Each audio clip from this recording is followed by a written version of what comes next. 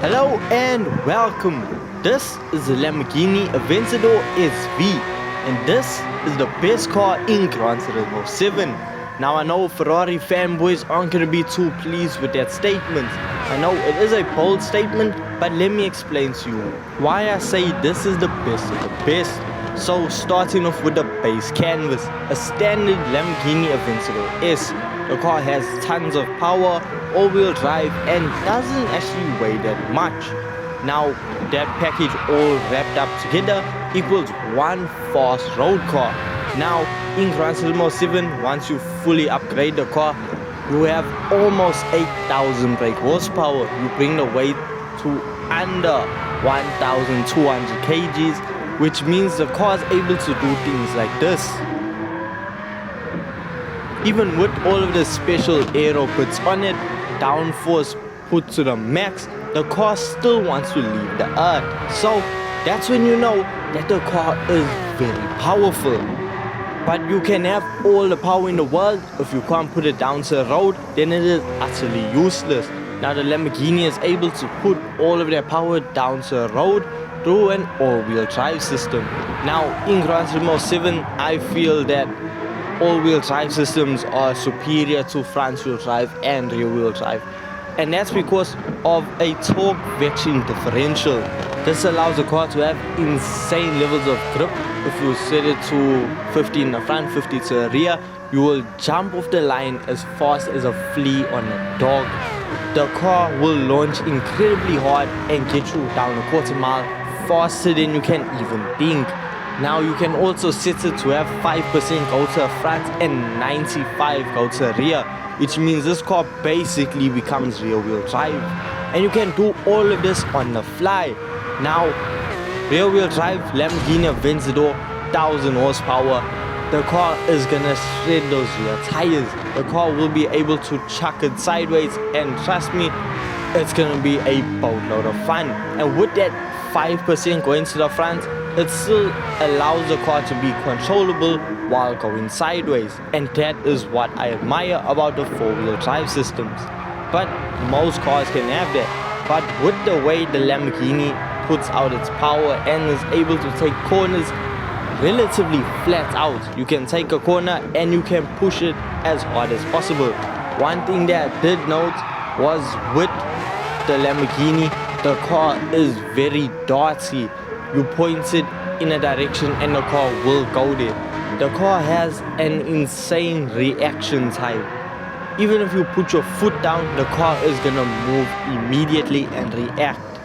Now cars that behave like this are honestly some of my favorites. And now I'm not just saying, look, Lamborghini, oh, it's fast around this one circuit. I'm sure there's other cars faster than this. Around the same circuit, this Lamborghini Aventador beat the Bugatti Chiron, which is the latest hypercar added to Gran Turismo 7, the McLaren P1 GTR, which is the most expensive car that you can purchase from Brand Central, and it demolished that car's lap time. The Lamborghini Aventador SV is kind of unstoppable, and that's what I admire so much about it. It's such a vehicle that not a lot of people will actually look at to think, hey, this is the fastest car in the game. Yes, people will look at it and be like, okay, it's a Lamborghini Aventador, it is fast. But to show you how fast it really is, we need to put it up to a test.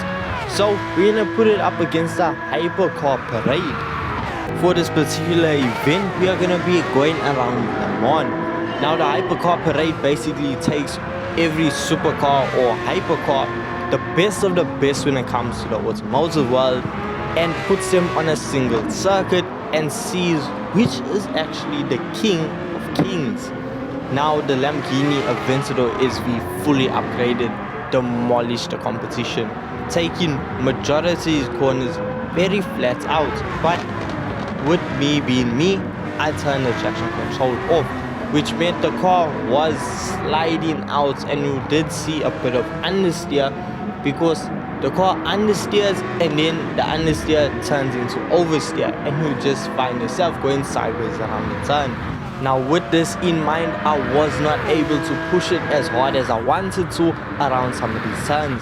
But as you're watching the footage on screen now, you can see the absolute beauty of this vehicle as well as it goes flying past some of the fastest cars. Now as you can see, this car was about to hit 400 kilometers per hour, but I forgot I need to turn. But it ended up giving us a fun clip because you just see the Lamborghini dodging across the screen and the gravel patch just being able to bring us to a halt. Now we see the car just accelerating more, and I just want to take a minute and be quiet so you can hear this V12 roar.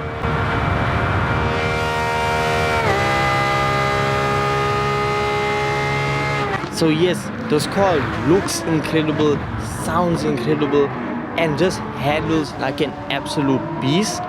I see no reason that this is not the best car in the game.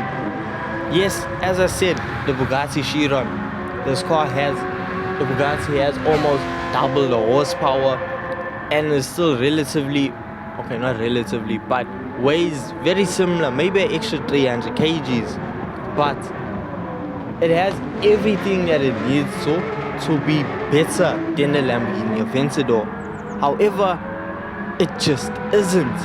Even with all the aero special bits on the Bugatti, I still feel like there's something that the Lamborghini Aventador has that the Bugatti simply doesn't. And that's a bright green paint job. Okay, no, but seriously, no joke. The Lamborghini just has a touch of soul that you don't actually get from the Bugatti Chiron. So now, just because of that, I feel like it is so much better. You know, when you can get behind the wheel of a vehicle and you can feel everything, you know, the car gets latched to your emotions. That's what you get from the Lamborghini. I drove the Bugatti and I was like, oh, okay, you know, this is nice. Wow, it's fast. But then I didn't think of, oh, you know what? Let me drive it again. You know, let me get behind the wheel of it. With the Lamborghini, I didn't want to stop driving it. I could keep driving this car on and on and on and on. I can just keep going because with the Lamborghini, you know, you get enough power. The car handles amazingly. It can slide, it can do anything. It's just such a lovely driving experience.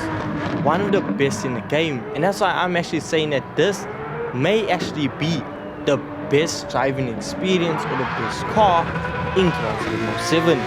So if you think otherwise and you say no, this car is better, let me know in the comments down below and I'll check it out and we can just see what the best car in Gran Turismo 7 is.